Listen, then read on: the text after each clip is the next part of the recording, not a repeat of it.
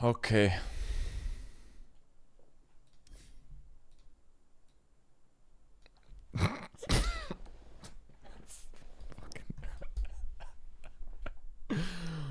Oh my god.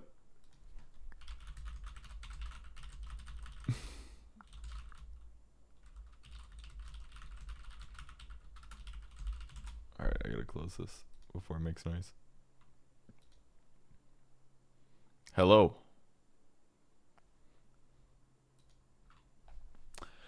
Now look, guys. I was very excited for this patch, and I gotta be honest, the patch doesn't look too big. It's not a huge patch. It's a little patch. Which means it's good and bad. The bad is not probably nothing new. But the good is that the best heroes are probably gonna get nerfed. And the other good is that means that there's gonna be a fat patch coming probably in the next month or two. Is probably what's gonna happen. So I'm gonna read the patch notes, and then we're just gonna play pubs. That's it. All right, here we go. Eternal Shroud, my favorite magic resistance item, has been buffed 35% magic resistance, which is insanely good, by the way. Interesting way to buff the item. I usually only buy this on magic heroes that need magic resistance, where ideally the I'm getting mana burned, because then it's a pretty solid item. But this magic resistance is so high that it is hard to pass up. I feel like it's hard to pass up. 35% is huge. And the way that this math should be done in your mind is that, let's say I have 25% magic resistance, so I'm taking 75% of the damage people are throwing at me. Eternal Shroud is going to take away 35% of that 75%. So it's a huge chunk of that damage being dealt to you being removed, and the other base components are excellent. 14 strength, 7 HP regen. It's a really good item. It's not expensive. So with Heart getting nerfed, I could see an item, I assume it's going to be nerfed at least. I assume an item like Eternal Shroud could eventually become a nice replacement. And the more magic resistance this keeps getting buffed, the bigger and bigger values that it's the bigger percentage of remaining damage it's actually increasing. So 5% from 30 to 35 is actually a lot compared to like a 15 to 20, for example. Hand of Midas base charge restore time increased by 10 seconds to make the item less valuable. I'm surprised they didn't remove the refresher, gives you 2 charges things, but okay. I mean, it's 10% less GPM, so definitely a moderate nerf to the item. Hard to Trash recipe cost increased by 100. The total cost is now 5,200, and the strength bonus is also decreased by 5. So more expensive, gives you less health by it's like 22 times 5. It's like 100 less HP. Probably justified for now. Helm of the Overlord, Vlad's armor are increased by 1. I was wondering, oh, it's actually Vlad's as a whole. Okay. So really solid buff to Vlad's. I do buy aura items like this sometimes if they have a lot of physical damage. I'm not afraid to buy like a Vlad's. I don't usually buy Helm of the Overlord that often. When I played Beast the other day, I did actually purchase it, but I think this is very justified as a solution against overwhelming physical damage for you and your squad. Because there are some heroes that just do a lot. And having an extra 3 to 4 armor on all of your allies really does make a big difference. Pavis, I forgot this item existed for like 2 months, and then I built it like less than a week ago, and I found it kind of mediocre. It's really inexpensive, but it's just not good on any core hero is part of the problem. So it's like if you're buying it on a support, it can be good, but I think that's like the only way to go for it, kind of. And generally, building this instead of getting arcane boots just does not feel good. Arcanes is by far the better mana item in the early game. So if you're playing support and you rush Pavis, it can kind of work. I think in that sense, it can be very good. But most heroes are just going to want arcane boots instead. So that's kind of one of the issues with the item right now. And then once you finish Arcane Boots and then you buy Pavis, there's a little bit less fighting usually, is what happens. So this is, let's do the mana per second on this. Arcane Boots is 175 out of 55, right? Here's an update. So Arcane Boots is 3.18 mana per second, which is a lot. Pavis right now gives you 2.5. So it is less mana per second than an Arcane Boots. It doesn't give mana to your ally. It does give you 1 extra armor and 50 more health. But you are buying a recipe, so I would say that's kind of justified. A little bit. So, and it soaks up an item slot. I don't know. The range is really high on this is one upside. 1,000 range is ridiculously good. But I'd say the item is still a little bit weak, unfortunately. But lowering the cooldown by 2, sure, that's cool. Medallion's better than general. Only if you use it at the right time. I mean, you're right, you can use it offensively. Solar Crest has been nerfed a bit, but Pavis is really inexpensive, though. 1,400 gold is not a lot. There might be some cases where buying this quickly makes sense, but a lot of supports rely on their items to either keep them on the map longer or to get them out of trouble, and sometimes the 300 damage doesn't necessarily solve that, I feel like. But maybe for a hero like Bounty 4 or something, I could see a Pavis being a good thing to rush because the amount of survivability you get from it is huge. I mean, it's 500 HP, basically. It's a 500 HP support item that you can use on allies too. So it definitely has a lot of good uses, for sure. Maybe against the right heroes, it's really justified. Against some like Void Spirit or something, PA, etc. Oftentimes a Glimmer is usually better in those cases, but I don't know, maybe Pavis has some makes sense. Alright, hero changes. AA has been pretty popular as a support. Ice Vortex damage is going down as it levels up. Not as much as it used to. Ice Blast only 10 seconds now. Pretty fair, because it's not that hard to land Ice Blast these days, it feels like. So it only lasting 10 seconds is fine. This is a damage nerf, obviously. Because in late game, we're talking 32 times 2, so 64 less damage. So your chances of taking somebody out are lower. Bristleback, max damage decrease down to 500. I made this mistake doing a segment at TI. I felt really guilty about it, but I thought Quill Spray stacked infinitely. It does not. Some guy came up to take a picture afterwards, and he was like, hey, just so you know, Quill Spray caps out at 550 damage. It's on Dota Wiki. And I was like, fuck. Thank you, though. So this is good because it means Bristleback basically doing an insane amount of shards is not going to do quite as much damage. The damage threshold has been changed for the passive. This I only understood on Reddit a couple days ago, actually. I don't know if you guys caught that, but a lot of Bristlebacks were maxing Nasal Goo first. I thought they were doing that primarily because they would buy Ags so fast that applying Goo a bunch of times, which it would be able to do more than 4 Goo stacks, it basically does a lot more minus armor, which thus makes your Quill damage higher. But the main reason that a lot of pros were actually getting attributes over Bristleback as the game continued is because before, the damage that you took to set off a Quill was the same. So with a lower resistance, this would proc more often. So if I deal 1,500 damage to Bristle's back, but he's only reducing 16% of it, then I would probably get more Quill Sprays out of it. And if I have a Bloodstone, it doesn't really matter if I'm taking more damage because the lifesteal you're getting from the Quills is so stupidly high because it's close to 100%. So it was better to just get 1 point and to get attributes because if they're only going to do 1,500 damage to you, you want more Quills because you're just not too worried about your survivability with the Ags Bloodstone build. So that's why pros would leave it at 1. Now, because the damage threshold is going to be higher, this means that with a lower point, you won't get as much value from one skill point. And in some ways, it might be better. You're probably still going to get more Quill damage by having a lower level of Bristleback because at level 1, it's 16% damage reduction versus 40. You'd have to do like a spreadsheet on this or something like this. But my guess is that it is around balance now, so it may encourage people to actually level it off. They should base it off the damage reduced by the passive instead of HP lost. That could be broken with some other things. if there was like other ways to reduce damage. I don't know if there's as many of those as there used to be, like Mage Slayer, for example. Obviously, the most obvious one was the Vlad's upgrade, whatever the heck that was called.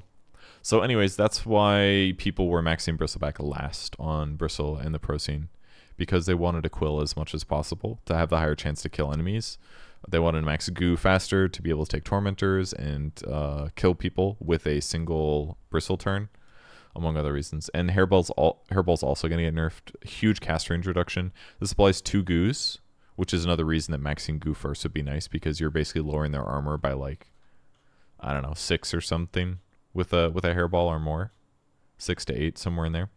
And then the cooldown's gone up a little bit. Okay, and then the Quill Spray stacking talent is also nerfed at 20. So it's going to be harder to get to 500, and even when you do get there, it's capped a little bit lower. Why don't they just reduce the charge from Ags? Because it's not, I mean, Ags is part of it for sure, but these are all like all things that are justifiable to nerf, basically.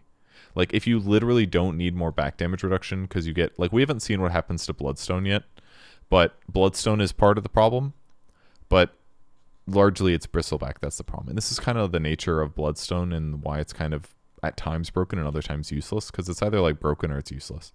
And it's partially broken because of the way his abilities work, and this is at least gonna like force you to make a decision. Like, do we want, number one, first of all, you're not going to go stats probably over leveling Bristleback, I assume.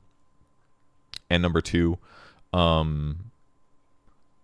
if you're getting less value per HP if Bristleback's not maxed, basically. So you're just getting less quill damage. Does that make sense? I think I lost my train of thought partway through, but don't spoil me.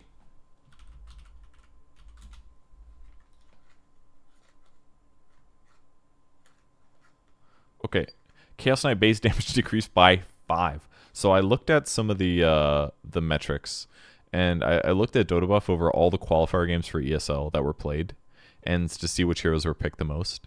Chaos Knight was only played 73 games because his win rate was 74%. It was insanely high. CK was like arguably one of the most broken heroes of this patch. I mean, Treant Protector should get nerfed too, because that hero had like a 57% win rate despite being like the 4th most picked hero. But yeah, he was probably banned the vast majority of the other games, and his win rate was insanely high. And 5 damage, I don't know if I've ever seen a damage decrease like this for base damage. This is wildly, it's a huge amount of damage. 5 damage is massive. That's so much.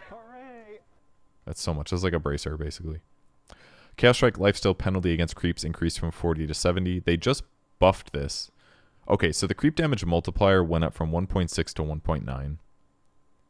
This kind of became a problem because now you're just lifestealing way more. It kind of got rid of the lifesteal penalty, basically. So you can kind of just like do shitloads of damage and sustain from a creep wave. But losing, of that 60% lifesteal, they just halved it. So you're getting half as much creep lifesteal than you did before. So you're only getting 30% of the lifesteal damage based on a creep. So that you do almost double damage to creeps with your crit, but you only get 30% of the lifesteal. So it is much more balanced. So basically, out harassing a CK with spells is more possible. The problem before is that if you can't just kill CK, he kind of just like free farms and occasionally goes for kills. And I experienced this the other night when I played pubs with some other casters and stuff.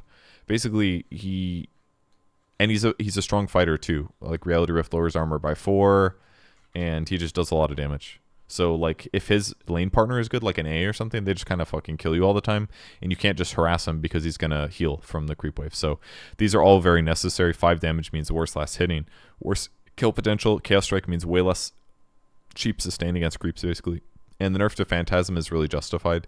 This skill kind of got mega buffed a lot over the years. It used to be long cooldown. It used to be decent mana cost like this. They lowered the cooldown down to 75. They lowered the mana cost massively. He basically is good at everything. At least he was yesterday, or 2 hours ago. So mana cost of being 300, this means basically a lot of pros and high-level players, they will basically use Phantasm off cooldown in a lot of cases to split push waves. And doing that is going to cost a lot more mana. Chaos Knights don't necessarily buy a mana regen item always. I see some Echo Sabers and stuff sometimes, but I don't even know what the meta build is right now. But it's definitely going to cost you more Clarity Potions to spam your ulti off cooldown, basically. And the most notable one is level 2. 75 extra mana to cast Phantasm is a lot. CK's int gain is not good. So yeah, this is going to be a lot of mana. You're going to have to spend mana to farm, and that's going to cost you a little bit here.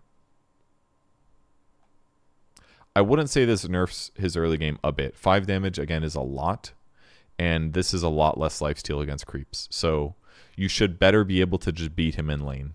Not that it's easy, but it's going to be easier. Thank you for the 5 subs. Apex Point, I appreciate it. Thank you. Dark Willow was one of the most picked heroes as well. They nerfed the cooldown. She was a little bit of a... I don't know if she's played core that often, but that was one of the ways she was being explored at TI at least. Nerfing Shadow Realm is the most obvious way to nerf her hero because it limits her ability to transition well into a core in the late game. Not necessarily into a core, but supports Divine Midas to eventually Shadow Realm. This means you have less downtime basically with Shadow Realm. The Shadow Realm cooldown is 2. And the duration is +2, so the duration would be 7 seconds, and the cooldown now is 14. So it's a lot harder to get like close to perma uptime. So there's if you do have a shitload of items like an Octarine and a other neutral item that lowers your cooldown reduction, then the window to kill her was not very long before, but this is going to make it a little bit easier to kill her, which is good. So she's definitely needed a nerf if she's being picked that much. All right, Dazzle, unfortunately, I'm happy for Dazzle for making it for the TI stone thing or whatever, but he has not been a good support in years, unfortunately. He's just a much better core. Bad Juju no longer affects any Blink Dagger's 3-second mute period after taking damage. This is the most obvious nerf to the hero, but he's still going to be good. The reason it's an obvious nerf is because later you could just Bad Juju and blink away, kind of like Tinker. It was broken. Almost no other hero had the ability to do this, but Dazzle did. Basically, no other hero had the ability to do this, to my knowledge, but Dazzle did, and it was very powerful because you just get out of trouble all the time. But yeah, the hero's still going to be good. The hero is beatable, for sure. If you gank him a little bit between like minutes 6 and 15, you can really slow his game down a lot, and that helps to get ahead and to make sure that the minus armor that he's hitting you guys with is going to be not very strong. But he's still fantastic at taking... Tormentors and doing other small stuff like that. So is Vlad's more viable on Dazzle? I mean, it got 1 armor increase, but why would you buy Vlad's on Dazzle? It's not... I know, that's not good. Support Dazzle? Like, Vlad's doesn't have a cooldown as part of the problem. You generally want items that have cooldown on Dazzle if you're playing him as a support. I think Dazzle with Pavis could be more of a thing. This cooldown got reduced a little bit, so Pavis Dazzle, I like that idea personally, but we'll see. Draw Ranger multi-shot cooldown decreased a little bit. The heroes picked occasionally, but basically was not played at TI. So this is pretty nice. What's her cooldown talent? The multi-shot, 8-second multi-shot cooldown reduction. That's at level 15.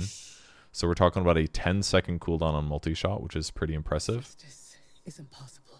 He does a lot of damage, 160%. Will be mine. Up to 185 at level 20. So pretty strong. Pretty darn strong.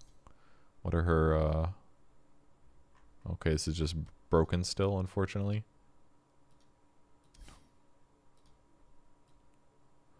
Draw Ranger.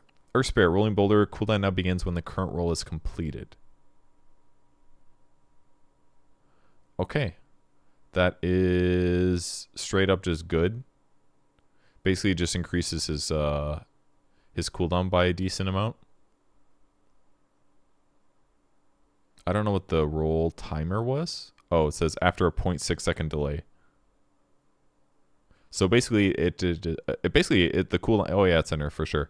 It's a 0.6 second minimum 0.6 second cooldown increase. So it used to be 4 seconds at level 4. Now it's 4.6 effectively.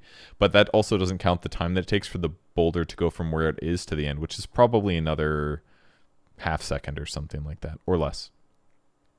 So basically the cooldown, and this is also, keep in mind, this is cooldown that cannot be affected by cooldown reduction because the animations can't be reduced, right? So no matter what happens, Rolling Boulder's max cooldown would be You know, 0.6 plus the roll time. So this is a big deal because when you buy Octarine, it decreases to 3. If you get extra cooldown on top of that, it was something like 2 point something, which basically means that before you would use roll, it would begin rolling when you're already down to like 2.2 seconds of cooldown at the minimum. So around 2.2, 10%. It's like 2.7. So it'd be like 2.1 basically. If you have Octarine Core and another cooldown neutral item, either the 10% or the 12% one, you're looking at a 2.1 second cooldown on Rolling Boulder. Now, once the Rolling Boulder finishes, it's going to be 2.7 seconds at best. So that's a big difference. So with Octarine and a cooldown item, it's a difference of 2.1 and 2.7 at the best. So that's a big deal. It's a really big deal. Means catching people is that are TPing is going to be just straight up harder, and he's not going to be able to chase nearly as well. We have an ad coming. I'm going to press that button really quick, and we'll be back to finish the patch. A donation. Thank you. Thank you. I appreciate it. Okay, let's run the mads.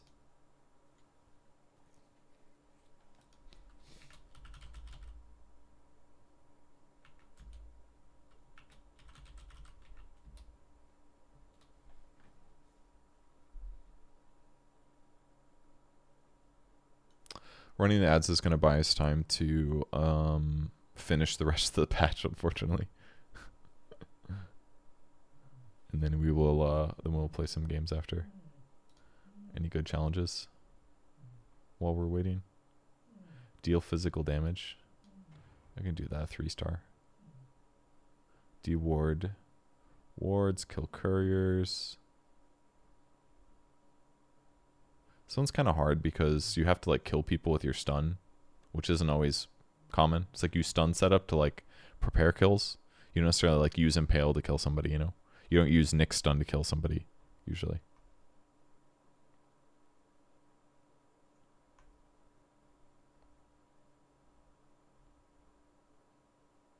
Two or more heroes at once 3 times. Let's do an easy one. I mean, it's not that many shard difference. Hooray! Thank you for the sub, Gus. Why didn't they nerf Bristle? What? They did nerf Bristle. What are you talking about? They nerfed him. Nerfed him like 4 different ways. Is max sprays less? They nerfed Heart. So max spray is less. This threshold means he quills less times until you max it out. Hairball is a much worse cast range. Used to be insanely high at 1500, which means he can't chase as well. The cooldown goes up, and the quill spray stack damage talent got nerfed by 20%. That's a big deal. Means your quills are stacking to do 54 damage instead of 59. It's a big deal. Ags was the problem, not hair shitball. Like, I'm not saying he's not strong still, probably. But I promise you, these are nerfs. And yes, hairball was part of the problem. You probably don't notice it because hairball is probably used poorly by players at your MMR. But I promise hairball is good. That's not what I want.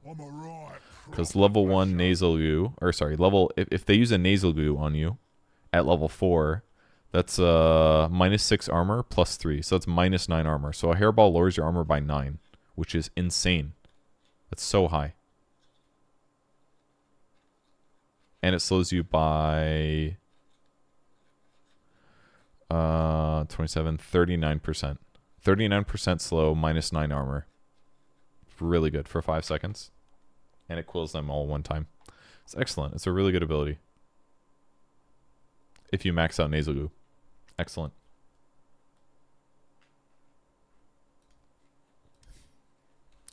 Alright, ad is done. We can continue. Enigma, black hole cooldown decreased by 20 seconds at level 1. Okay. I mean, it's a little buff for support Enigma. It's probably fine. Like, it's really, I mean, you hit level 12 relatively quick anyways. I I don't think this is a big deal. Grimstroke's going to need to be nerfed, unfortunately. He's been extremely picked at the ESL qualifiers. His win rate's not excellent, but Inkswell Ag Shard's spell Lifesteal now has a 20% penalty against creeps. So it's fine.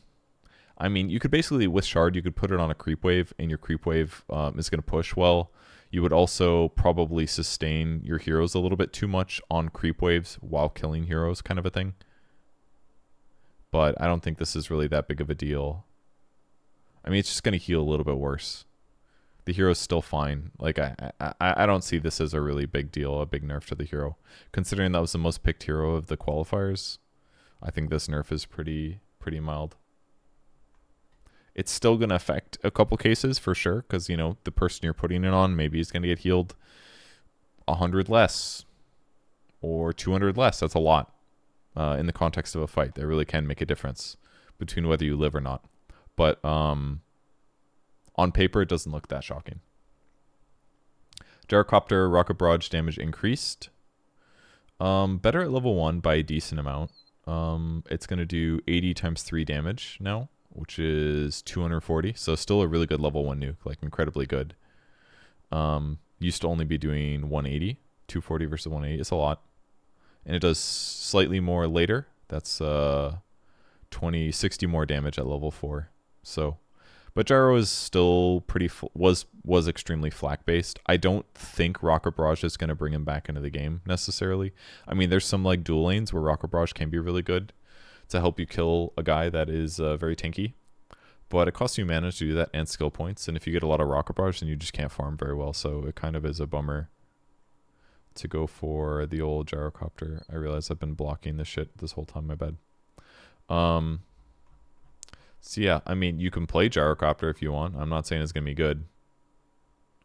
Juggernaut, Omni Slash bonus damage increased by 10 at level 1. Level 1 Omni did feel pretty garbage, I gotta say. Because you don't really have that much attack speed yet, so you're not getting a lot of slashes in.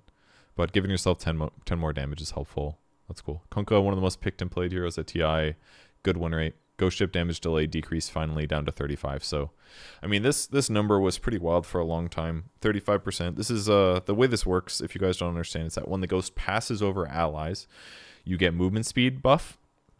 It's called the run buff. You get a movement speed bonus of 15%, and you get damage delayed. So if I do 1,000 damage to you before, 45% of that would be delayed, and I would instead take 650 damage. Or sorry, 550 damage. I would take 550 damage, and at the end of the run buff, 10 seconds later, I would start trickling in that damage, which is a huge deal, because in a lot of cases, at that point, your hero has escaped, disengaged, or in some cases, it also buys you time to get HP regen, because like if, let's say 1,000 magic damage bursts you in that moment, but instead that damage comes later, your natural HP regen could kick in. It could be a Tranquil Boots, or it could be, you know, what if you have a hood or something and you've got a lot of HP regen? Like the damage delay is going to be a big deal. This is definitely a nerf that's not going to seem obvious at first, but you're definitely going to notice it later.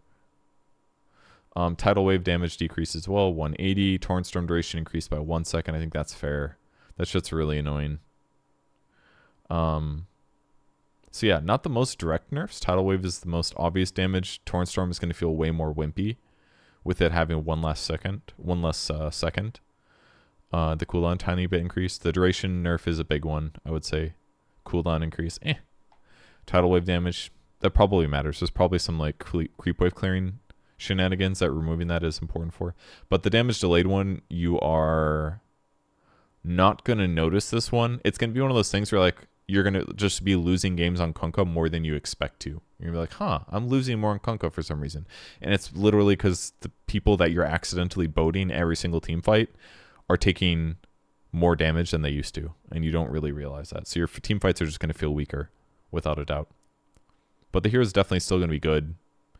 It's just that there's a lot of like hidden benefits that he was giving you and your team that you weren't necessarily noticing, and Ghost Ship damage is one of those for sure. I forgot the 4 gyro spam. I mean, Doobie's wrecking with it. Okay. I did not know that.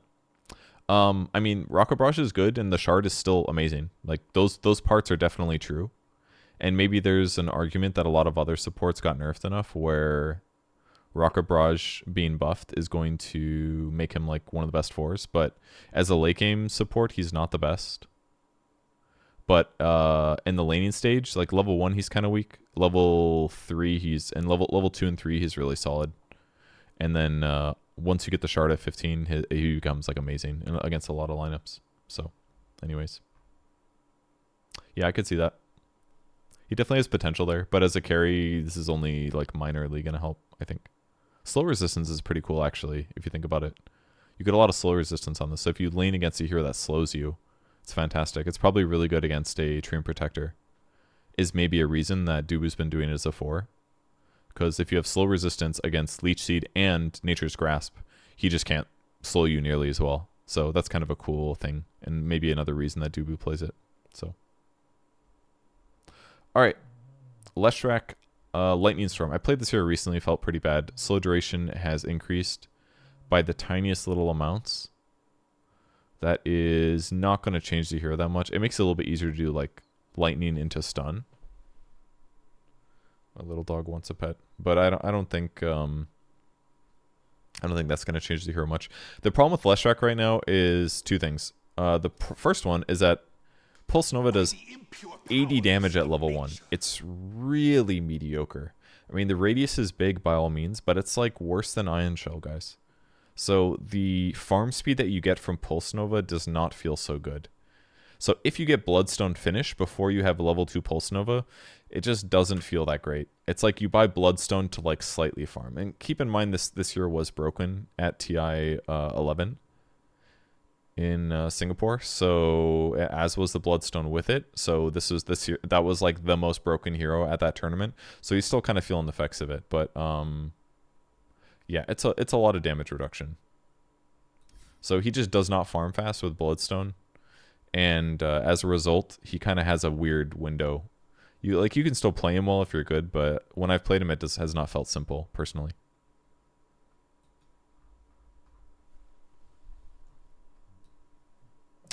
All right, Lion Earth Spike cast range is increased by 75. This is pretty nice. Extra cast range means you're more likely to, number one, you can initiate it with it from trees, so you're better chance to start a fight without needing a Blink Dagger or a Force Staff or a Glimmer. So that's awesome. You can also, when you cast Earth Spike on somebody, you can better, you're better in position, basically. I mean, you're going to be 75 units closer to where is a better spot, like a tree or away from your opponents. So it'll make it easier for Lion to contribute to fights without having to put himself in danger, which is really good. Because Lion is very, very squishy. Understandably, he's got great disable. He needs to be squishy. So this is a justified buff.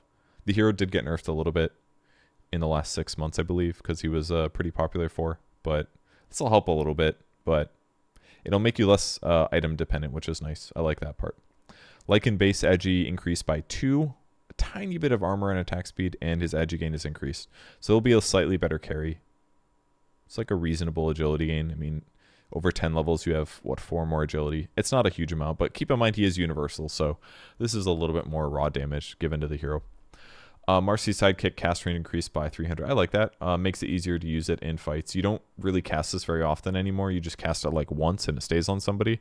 So with it having longer range, this means that you're going to be able to cast it in a team fight without fucking up your positioning as much, which is good. Because Marcy is a lot about jumping out at the right time kind of thing and bursting a guy with help from your allies. So this looks good. Muerta, one of the most picked heroes of the qualifier, very popular at TI because of her flex potential. Some teams played her only 4. Some teams played both 1 and 4. Some teams only played her 1. The calling, big nerf needed. This level 1 ability was incredibly good. It was just so good. 7 seconds duration. Slowed your movement speed by 30%. And slows your attack speed by 30%. So you just put this on top of a hero that you wanted to kill. You use Deadshot to shoot them back into it. Basically, this ability plus Deadshot made her such a good 4 because it just did too much impact, basically. And even like putting it down to silence people as the team fight starts makes it really hard to fight into it because you have to walk through the calling to get in cast range, and a lot of times you're getting silenced before you get there. So it kind of makes fights a non-starter from support Muerta. So this only lasting 5 seconds is really helpful because it's going to be way less broken early. Like 7 seconds is legitimately so long. 5 seconds, manageable.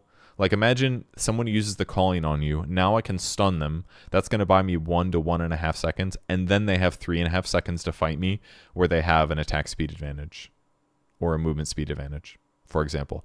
That's like more fair. But 7 seconds is like, shit, you're in there and you have to like fully run out of it.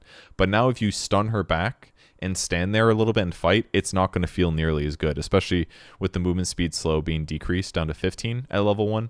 This means you actually have a choice. You're like, do I want to stun her and stand and fight because it's going to run out soon anyways? Or do I actually want to run out? And this is going to hurt. Also, carry Muertas a lot. You usually don't max this ability early. It's usually the last one you max. You usually go max dead shot, 1 calling, max passive. So carry Muertas are going to feel this a lot. In some cases, because usually you're using it to like help with ganks or to try to stay alive when people do gank you. But it's definitely going to be noticeable, I think. Okay, Necrophos. Ghost Shroud mana cost is increased. This hero was pretty decent in the last patch. Regen duration decreased by 1. Ag Scepter health regen and decay decreased by 5%, so a little bit of nerf across the board. And Deathseeker cooldown is increased as well. So just across the board nerfs. I don't think this is going to be the end of the world. The Heartstopper Aura regen duration one's going to hurt a little bit. You're going to get less HP and mana from last hits, so his laning's going to be weaker. But this means there's a better chance to actually pressure the hero. And then the Ags being slightly worse is fine. Deathseeker being nerfed is a good thing if you are worried about the hero. 19 seconds is a long time. This is one of the better abilities to kind of get out of dangerous situations because you become invulnerable while you're flying. So, yeah, justifiable nerfs to the hero to lower his win rate a little bit. That's fine. Primal Beast, one of the best mids, very popular at TI. One of the most banned towards the end, I believe, because it was just so effective as a hero. Trample mana cost is going to stay 90 at all levels. This hero's terrible intelligence. Pulverized cooldown being increased by 4 seconds at all levels. Justified, go through BKB. Does a huge amount of damage. You can use it on creep waves. This is just fair. It's too good. And then level 25 talent, the duration increased from 100 to 67. This is actually one of the most annoying things about this hero actually was that if you're getting beaten by a Primal Beast and then he hits 25 really early and all of a sudden his ulti lands for 6 hits instead of 3, you're like, oh my god, that's so broken. I mean, it lasts for 2.3 seconds. That was a 4.6 second stun that pierces BKB. Like, it was wild. 4.6 seconds. So this only being 67%, this means it does 5 total hits instead of 3. It's still a lot. It's still a huge amount. But it's just not like the whole team fight kind of a thing. So justified talent nerf, that one was way out of line. And frankly, I don't think anybody ever skips that one. Cannot be slowed or rooted during trample. I mean, that one's good, I guess. But the pulverized duration one was like way too broken. So the trample mana cost is going to definitely affect mid primal beasts. Because they use trample often, pretty much off cooldown to clear a creep wave or a neutral camp. So that's 15 mana lost every trample. That's going to add up. If they just go like phase boots and bottle and get a fast blade mill, then yeah, that's going to be a problem. Keep in mind, blade mill did not get nerfed. So probably we'll still see primal beast, I assume. But we'll see. Shadow Shaman Hex damage amp increased again. Bro, I already like this skill a lot. This is a cool ability. 25% damage amplification is really good. The duration's not super long. It's not bad. It's 2.9. There's a talent to decrease it. The cooldown as well. I like getting it. The other one is really appealing. The Shackles total damage, because you're getting that as heal. So you're getting an extra 470 HP when you use Shackles. But the Hex cooldown is quite good. 10-second cooldown, 2.9 duration. Using it on people amplifies damage you take by 25%. Like, it's pretty good. I like Shadow Shaman. It's becoming very good. Spectre base armor decreased by 1. Very popular carry. It's kind of a tempo carry now. It's not necessarily the hardest late game carry because you just jump around the ulti. You jump on the map often with your ulti to get kills. But 1 less armor means she will die easier for sure. It's a big deal. Spirit Breaker, Charge of Darkness, cooldown increased by 1 second. The Ag's charge increased by 1. And the Greater Bash against creeps decreased from 1.5 to 1.3. So this is part of the problem. I mean, I'm surprised. I think this is maybe a little mild for nerfs, but I thought they would do something like change charge to just not stun BKB heroes, because that shit seems kind of wild. But the cooldown going up is needed. The Ags, people don't buy it, so like they just get Octarine instead, because it's like 9 seconds versus 8. Why buy the Ags? Ags doesn't. The only thing Ags lets you do is you can charge somebody that's already BKB'd, which really isn't a concern. You just charge somebody else and bash through them all, you know? But the bonus damage against creeps was too good because you just farmed way too fast. You just charge through creep wave and the whole fucking creep wave dies. So losing 0.2 damage is a big deal. You're doing a little bit more than 10% less damage, so it's going to take more time for you to hit creeps. Midas also got nerfed with its cooldown going up, so the Spirit Breaker build is just factually worse. It's probably still playable without a doubt, but you can't necessarily just like with a few items just clear creep waves. I don't know exactly how long it takes for you to start one-shotting creep waves, but if that time gets delayed by like 10 minutes, it's a really big deal. If you have to have like phase boots and bulldoze up to clear creep waves, that could matter, for example. Still one shots at level 7. Come on. That's too good. All right. Well, we tried, guys. Anyways, if it's still one shots creep waves at 7, that seems a little wild. All right, I want to demo this. Let me see. It's my beautiful boy right there. This form suits my purpose. All right, I'm gonna go phase boots. Of course. Prepare for battle. All right, you lied to me. Does not one shot creeps. Oh, I didn't bulldoze. Fuck. Look there.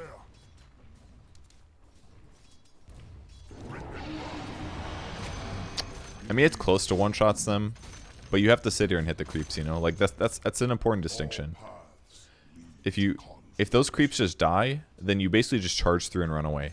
Your window to get ganked is much less. But if you charge through a creep wave, and then you have to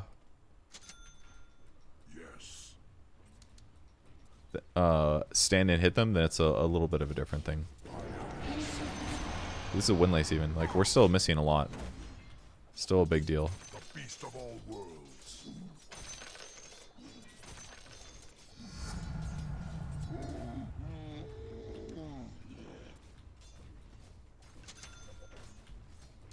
Certainly.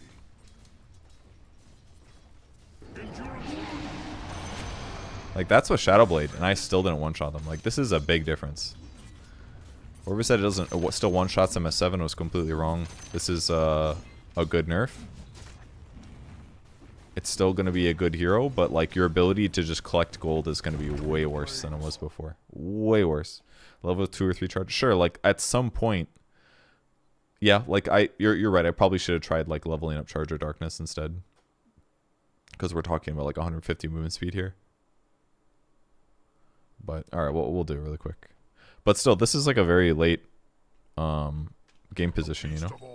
And there's no way you don't max out bulldoze first. The damage, it's 5% more. We can try this. Someone suggested 2-1-2. I imagine it's not going to be worth, like it's not going to be good enough, but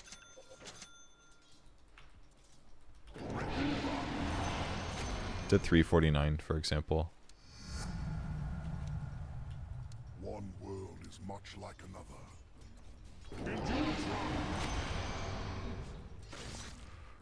Level up again, go here, level up again, go here. I will.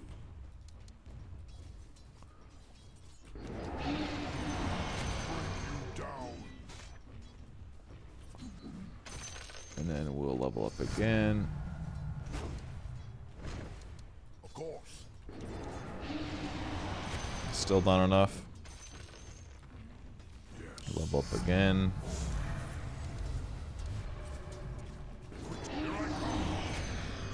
So that's basically maxed out charge, Maxed out this, Windlace Phase Boots, level 1 Bulldoze. You still don't one-shot them. I'm a level 10 hero right now, by the way. So let's try it with this. Upon this plane, Alright, finally does it. So, Phase Boots, Windlace, 4 levels in charge, 2 Bulldoze. This is a very later state of the game than it used to be. Like, this is a big nerf. The flag creep doesn't matter because it's not like it gives them magic resistance. Just that one has more magic resistance. I didn't activate phase. I'm pretty sure I did. You just didn't see them because I've got free spells here. See. So, this is a long time in the game to last hit creep waves for free, but before all you need to do is like level 7, and then you're just like charge last hitting creep waves. So this is a big deal. Tower Aura doesn't matter because that's armor and not magic resistance, and this does magic damage.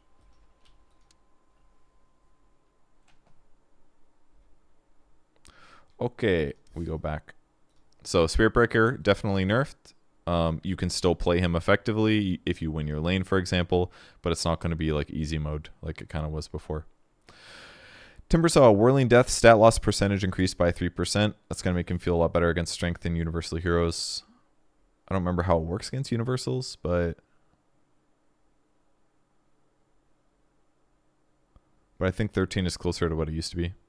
Tiny Avalanche mana cost has been buffed, so it's better at low levels. You can cast it more often. A little buff to that hero. Treant Protector movement speed decreased by 5. Leech Seed damage heal per second is decreased 5 at all levels, so worse at trading, worse movement speed, still going to be solid. Like, I don't think this is a big enough nerf for Tree. He's still going to be above 50% win rate, but it's still good. It's going to make a difference because we're talking about 25 less damage dealt to your opponent and 25 less heal. Weaver Geminate attack nerfed to be worse early, so his laning presence is going to feel not as strong. Winter Wyvern, I randomed him the other day with caster stack and we got demolished. It felt very bad. I laned against CK plus AA and the Nature's Prophet 4.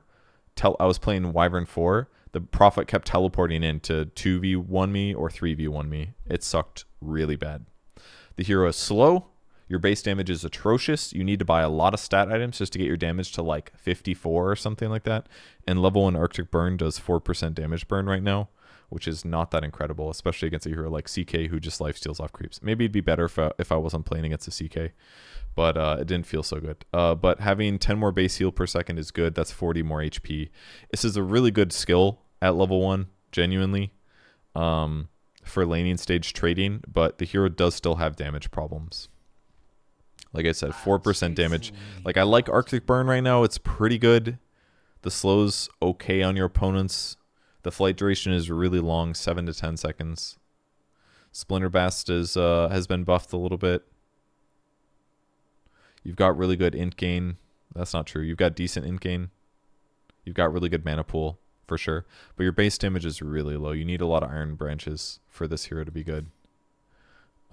So yeah, I mean, 10 more Cold Embrace heal at all levels, sure, it's fine. But the skill, the ability is kind of like limited. Witch Doctor Paralyzing cast damage multiplier against creeps decreased to 1.5.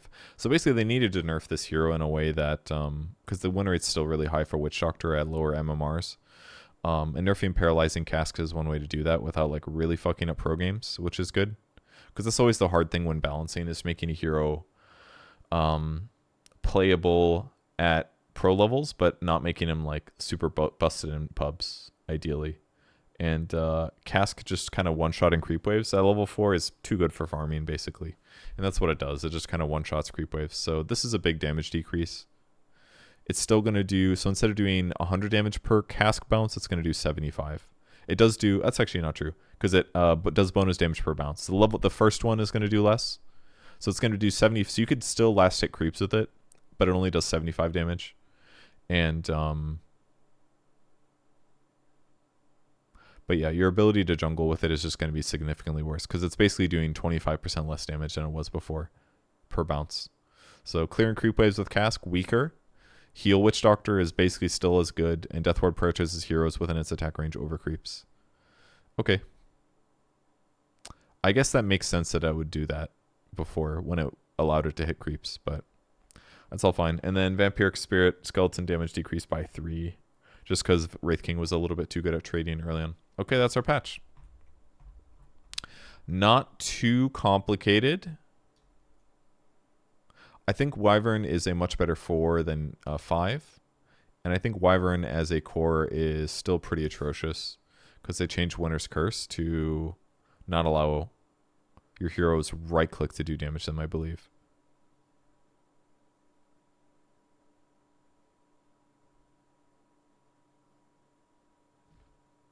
Curse Wyvern magic damage amp 30%. Ah, okay. Yeah, so basically you can't right-click kill people with Winter's Curse, but you can use spells.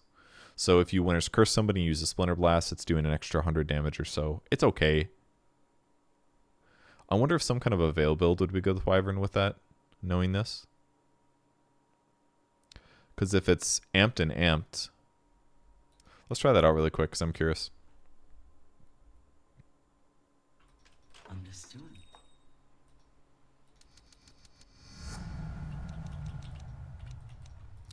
Alright, I want a dummy target and an enemy. The time for preparation is short.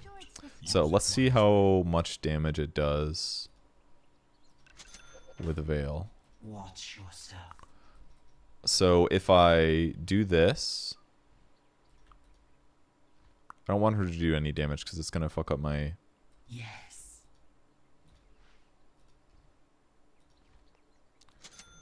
Let's give her like really low damage.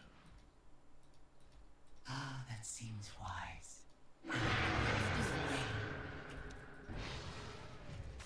331. So it did 331 there. Which is basically 340 plus. Like it gets resisted, but it's doing 30% more. So...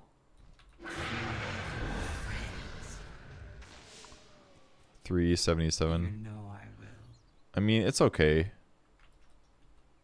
It's not necessarily worth it just to do like one more, a little bit more, but like you're getting Arctic Burn amped as well, I guess. Like if you ulti a guy and you hit him with Arctic Burn, they're taking 30% more, but Understood. effectively 13% health burn. But this is kind of the problem with this ability right now is that like if you use it on somebody by themselves, it doesn't give you the full duration, which sucks. I go. So that part blows. So you can't just use it to save your life. You can't use it with nothing around to kill somebody. I guess you would do more of this. This would be amplified. But it runs out so fast, your ulti just kind of sucks. Unless they actually are grouped up. And if they are grouped up, you can maybe get a damage. You can maybe get some damage in, but like... But it's just kind of like... I don't know, man. It just doesn't do... Alright, the only reason this number is high is because he has 5,000 HP, so the Arctic Burn actually does a lot, but... My purpose set. So yeah, this ulti is just kind of like weird right now.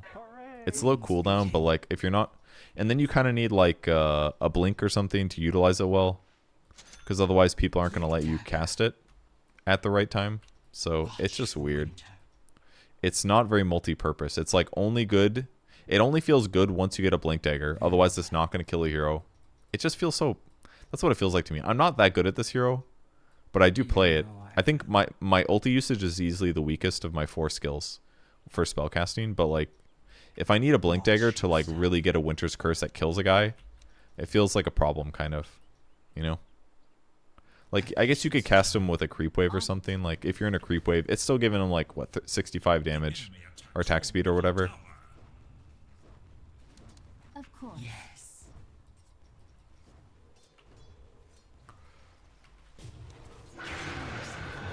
Like, yeah, they've got a lot of attack speed and stuff. But Thanks and have fun. that's a level 1 hero, you know? Like, that's a melee hero, like, she doesn't die. As the wind blows. And yeah, you could do like Medallion or something, maybe.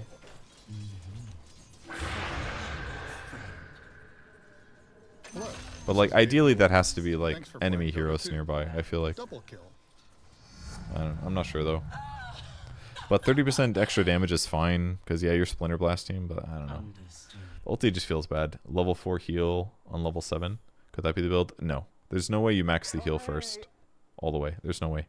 The buff is still very good, because the Cold Embrace buff because it's still 40 more HP at level 1. It's an incredible amount of heal for 50 mana. You're spending, like, think of it as a damage. If this was a damage nuke, it would be 40 times 4 heal. That's 160 plus a 2.25%. So if I have, let's say, 800 HP times 2%, that's 16 times 4. So like the heal total is like close to like 220 or something. It's a lot. It's a huge amount of heal for a 50 mana cost ability. You're getting like 4 times the heal per mana spent. So that's a really good thing about it. But the cooldown is a little long, but yeah. In a trade situation where like you're in a 2v2 and they use their combo on one guy to stun him and you cold embrace him, it feels decent because that person is, especially if they get really low before you use it, because that person tends to gives you turnaround potential. But if it's Winter Wyvern herself, she takes damage quite easily. Her armor's not that high, 3.7. Her movement speed's atrocious at 285. So she has like abuse in the fact that she can fly over things, but like in open space, she's just weaker than a lot of other supports. So things to keep in mind with her. Okay, I'm gonna play a pub now.